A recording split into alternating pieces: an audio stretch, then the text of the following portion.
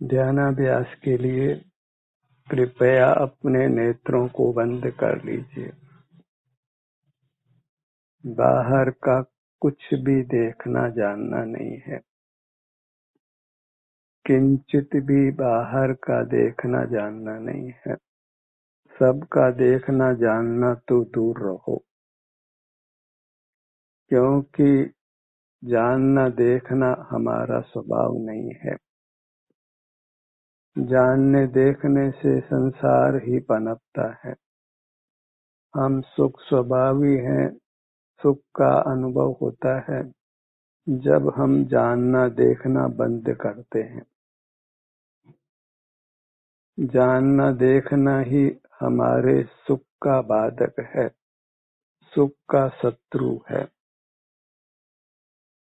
जानना देखना और स्वाधीन अतीन्द्रिय सुख का होना दोनों एक साथ नहीं होते।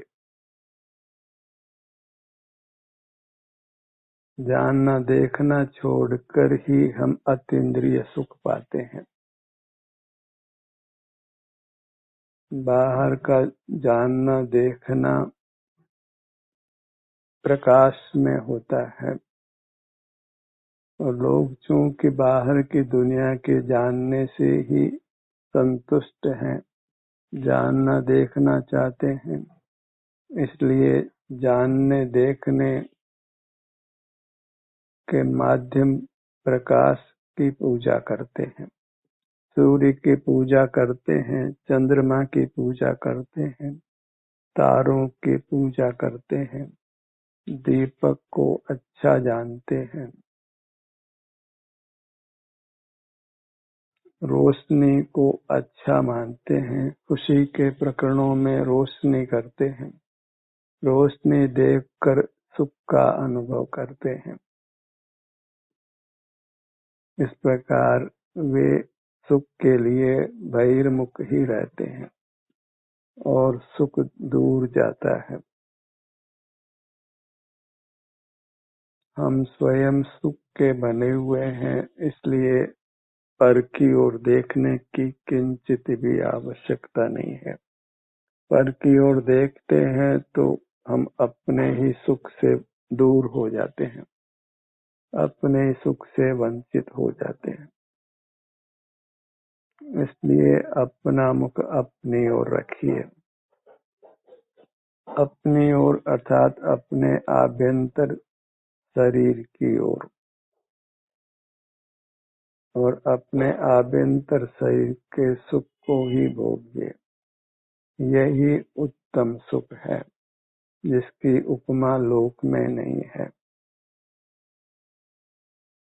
सुख अपने सिर से पैरों तक ही है। यही चिल्लोक है। बाहर तो मृत्यु लोक है, अचेतन लोक है, सुख विहीन लोक है। बाहर जड़ता ही जड़ता ज्ञात होती है। चेतनता हमारे विस्तार में है। चेतनता का अर्थ सुख को चेतना है, अनुभव करना है। चेतना का अर्थ देखना जानना नहीं है।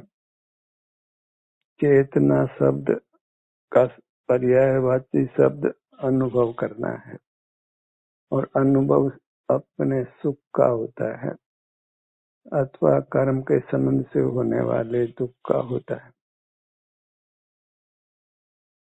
हम अनुभूति स्वरूप हैं, और अनुभव करने से ही हम कर्म के बंधन से मुक्त होकर परमात्मा होते हैं। अनुभव अपने सुख दुख का है, जो सिर से पैरों तक होता है। तो सिर से पैरों तक ही बने रहना है, और इस प्रकार सुख का अनुभव करते हुए रहना है। इस सुख से वंचित नहीं रहना है।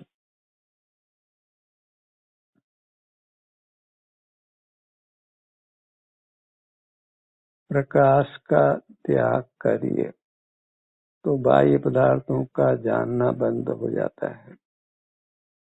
नेत्र भी फिर बंद हो जाते हैं, और हम अपने सुख का अनुभव करने लगते हैं।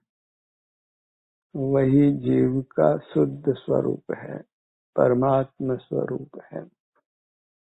वहाँ फिर कुछ भी विकल्प नहीं है, कुछ जोड़ बाकी नहीं है, कुछ अर्थ का अध्वसान नहीं है, परिजनों का, मित्र का, देश का अध्वसान नहीं है।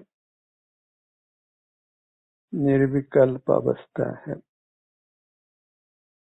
वही उत्तम अवस्था है, प्रशंसनीय है,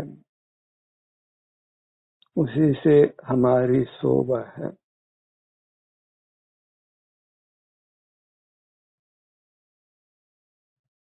नमय समय साराय स्वानुभूत्या चकासे।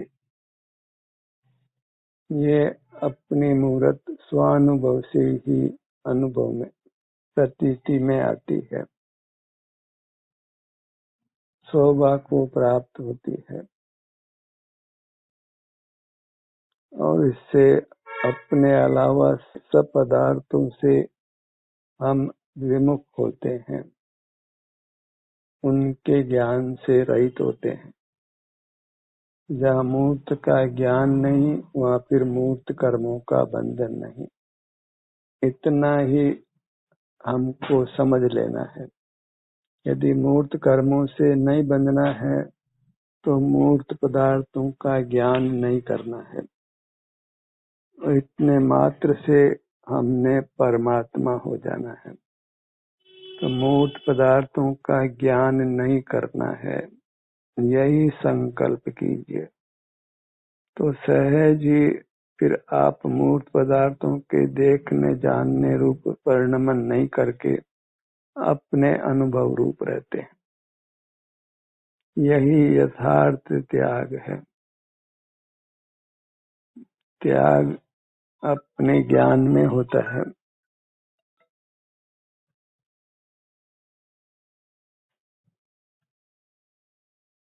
मूर्त पदार्थों के ज्ञान का त्याग करना, वही यथार्थ त्याग है।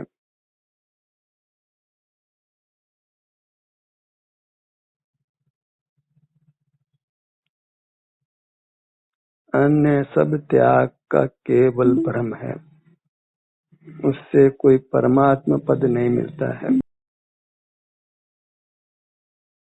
ज्ञेयों के ज्ञान से रहित हो जाना है। मुझे किंचित भी पर पदार्थों को देखना जानना नहीं है।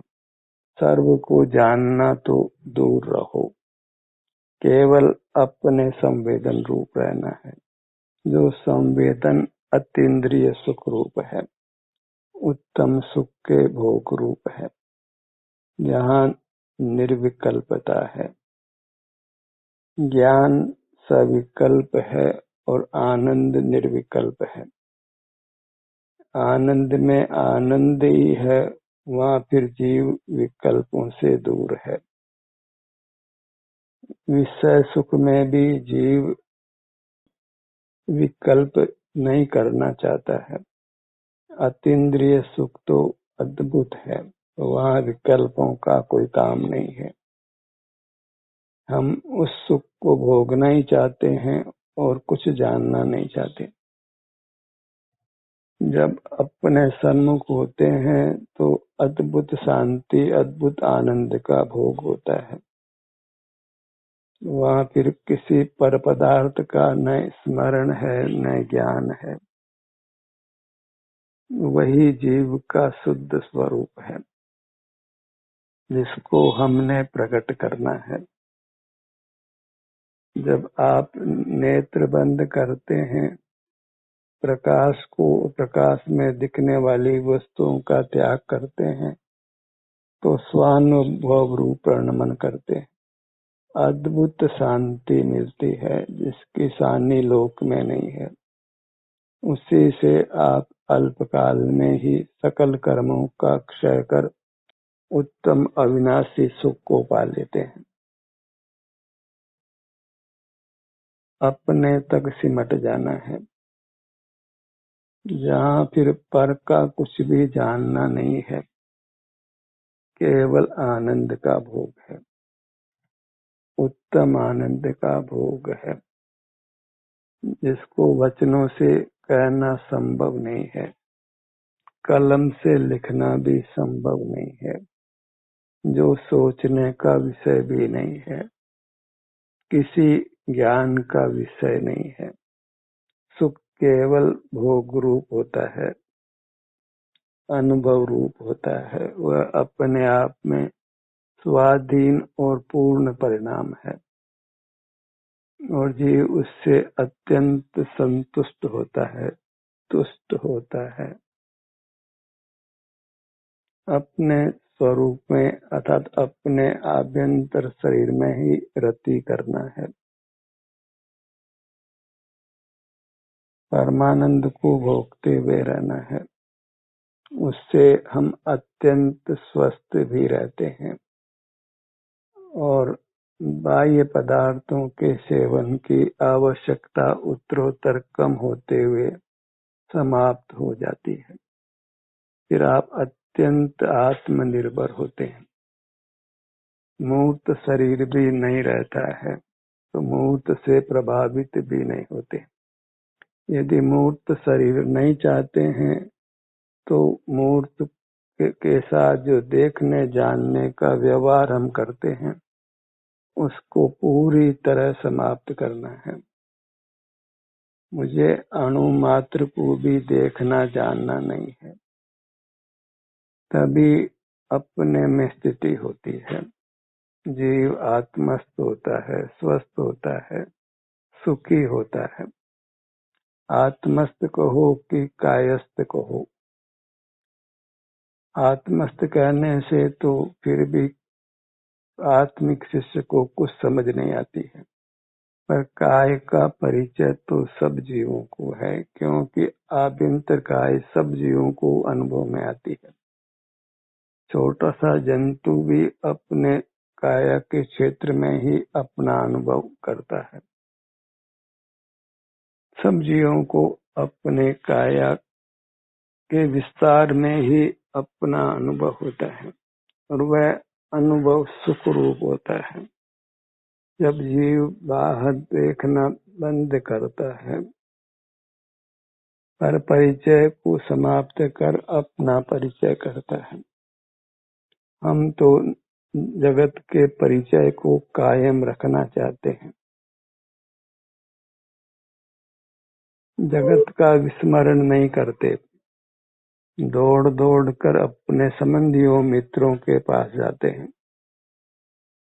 अपनी मूर्त ही अपना यथार्थ संबंधी है, यथार्थ मित्र है, यथार्थ देव है, यथार्थ गुरु है।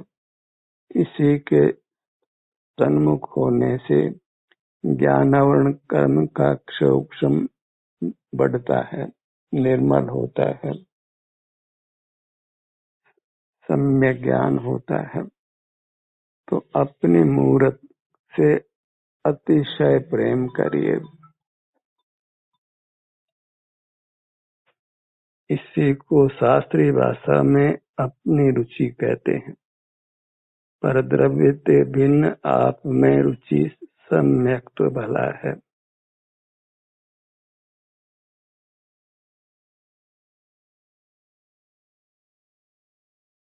जब अपने से युक्त होकर आनंद का अनुभव होता है तो सहज ही अपनी रुचि हो जाती है,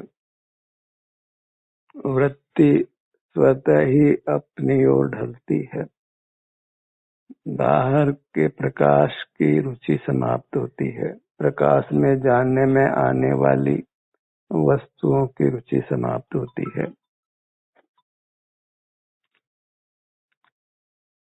अपने विस्तार से युक्त रहने में ही हमको असीम सुख अनुभव में आता है, उत्तम सुख अनुभव में आता है। अत्यंत वीतराग अवस्था निर्विकल्प अवस्था होती है और इससे शीघ्र ही संसार के सर्व दुखों का अभाव होकर परमात्मा पद मिलता है। इसलिए अपने विस्तार को ही परमात्मा संज्ञा है। अपना विस्तार ही वास्तव में पूज्य होता है, आदरणीय होता है, यही स्तुत्य है, नमन करने योग्य है। तभी कहते हैं मेरा मुझको नमन है। धर्मात्मा जीव पर को नमन नहीं करते, अपने को ही नमन करते हैं। वे व्यवहार में ही आना पसंद नहीं करते, अपने तक सिमट कर रहते हैं, अपने को ही जिन स्वरूप मानते हैं और अपनी भक्ति में लीन रहते हैं। आपके लिए आप ही जिन है, आप ही पूज्य है, आप ही स्तुत्य है, यही परमार्थ है। अपना विस्तार, अपना आकार ही परमात्मा की प्रतिमा है और उसी का अनुभव करते हुए रहना वह परमात्मा दर्शन है, वही मोक्ष का सोपान भी है। मोक्ष मार्ग में पर का कोई काम नहीं, पर परिचय नहीं, अपना ही परिचय अर्थात अपना ही संवेदन है, अन्य का विकल्प नहीं है। अत्यंत निर्विकल्प और सुखद अवस्था है। इसलिए अपना अनुभव करते हुए रहिए, सत्र के दौरान ही नहीं, इसके पश्चात भी। और जो बहिर्मुखता हो गई है उसका खेद मानिए, उसका प्रायश्चित करिए। और प्रायश्चित यही है कि हम फिर बहुलता से अपने सन्मुख रहें, अपने विस्तार से ही युक्त रहें, अपने ही सुख की स्थिति को भोगते हुए रहें। प्रायश्चित तो करना है। पूर्व पापों की निवृत्ति का उपाय यही है कि पाप करना बंद करके धर्म करना, अपनी मूरत को धारण करना, अपनी मूरत की ही दृष्टि रखना, अपने विस्तार का ही सुख भोगना, यही स्वावलंबन है, स्वाध्याय है, स्वस्थ होना है, सुखी होना है। अपने में ही रति, अपनी ही प्रीति, अपनी ही भक्ति, अपनी ही पूजा। निज आत्मने नमः,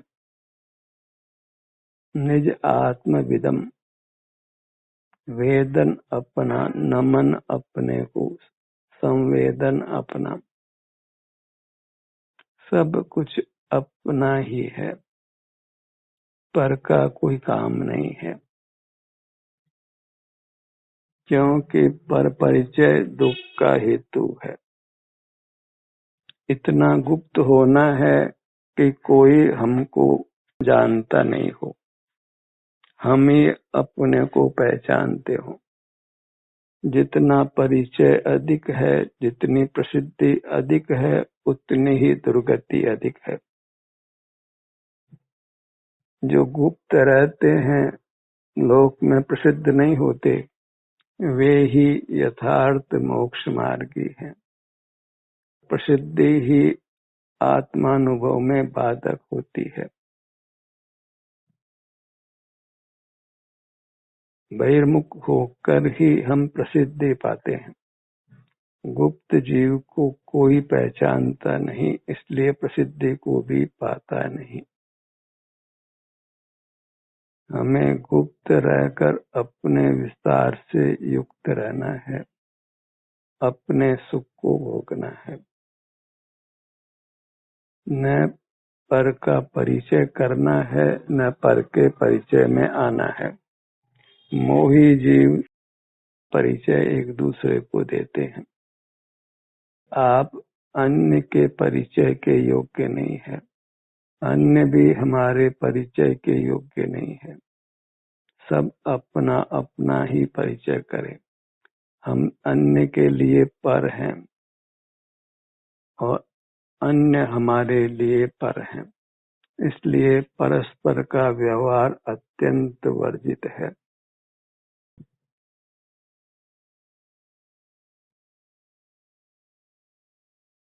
हमें कोई पहचानता नहीं हो, अपनी पहचान को गुप्त रखना है।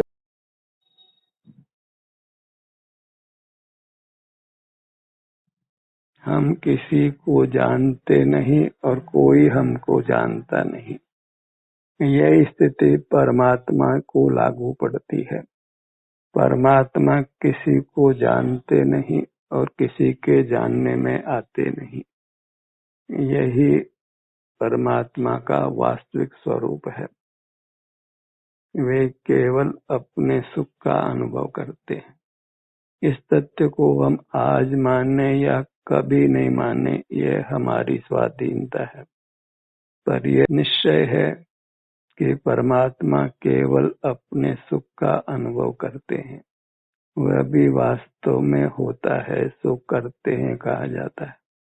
उनको सर्वांग में अद्भुत सुख का अनुभव होता है, इसलिए जगत उनके ज्ञान का विषय नहीं बनता है। इसीलिए वास्तव में वे सर्वज्ञ नहीं होकर अज्ञ होते हैं, इंद्रिय ज्ञान से रहित होते हैं, बस सुख भोजी होते हैं। परमात्मा को अतीन्द्रिय आनंद के भोक्ता देखो, इससे अधिक परमात्मा का स्वरूप नहीं है। अन्य जीवों के साथ भगवान का गेय गायक संबंध नहीं है। मूर्त पदार्थों के साथ भी गेय गायक संबंध नहीं है।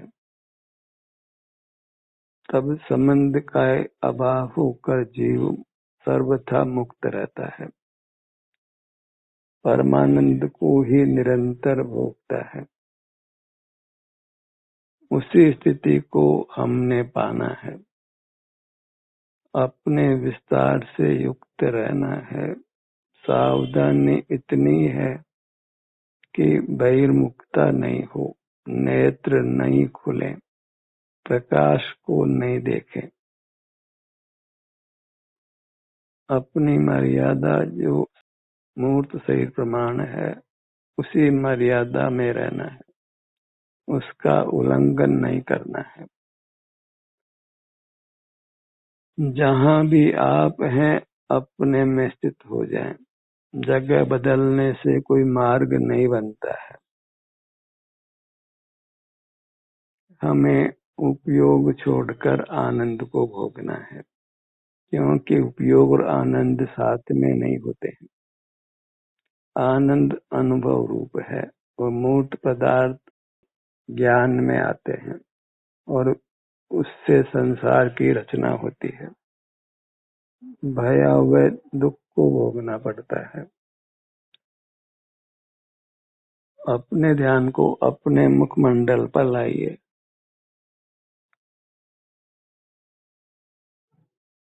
सत्र के दौरान अंगों का नाम नहीं लिया जाए तो भी हमको स्वेच्छा से अपना मुख अपनी ओर रखना है। अपने विभिन्न अंगों से युक्त होकर शांति को, सुख को भोगना है।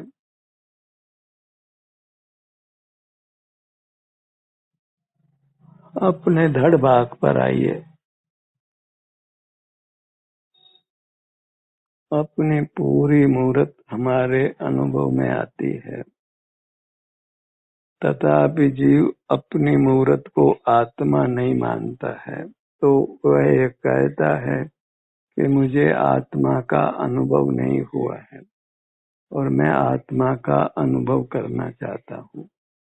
जबकि अपना विस्तार सब जीवों को अनुभव में आता है, पर उस अनुभव की प्रतीति नहीं है। संवेदन तो है, शारीरिक सुख दुख का भोग तो है, पर ये आत्मा की पर्याय का ही भोग है, अर्थात अपना ही भोग है। और जितने विस्तार में हो रहा है उतना ही हमारा विस्तार है, उतना ही हमारा द्रव्य है। अपने दाहिनी भुजा पर आइए। इशारे में ही मोक्ष मार्ग को समझ लेना है। मोक्ष मार्ग में अपना आभ्यंतर अमूर्त शरीर ही राम है। रामायण का जो मुख्य पात्र है वह राम है, और मोक्ष मार्ग का मुख्य पात्र अपना आभ्यंतर अमूर्त शरीर है। बाईं भुजा पर आइए।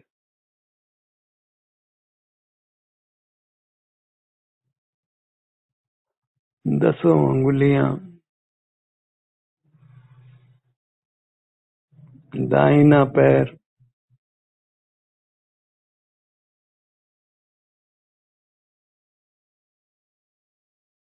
बायां पैर,